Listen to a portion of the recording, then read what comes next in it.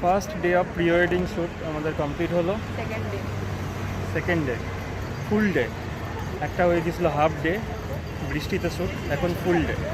তো আমরা আজকে সকালবেলা গঙ্গার ঘাট, এদিকে তাকা না, ফুল মার্কেট, কী হলো, গঙ্গার ঘাট, ফুল মার্কেট, আবোল তাবোল পাড়া, নর্থ কলকাতার গলি, টানা রিক্সা, ময়দানের মধ্যে ভিক্টোরিয়া, V42 ঘোড়া, ফ্রিতে ঘোড়া পেয়েছি, মানে সব কিছু কমপ্লিট একই দিনের মধ্যে।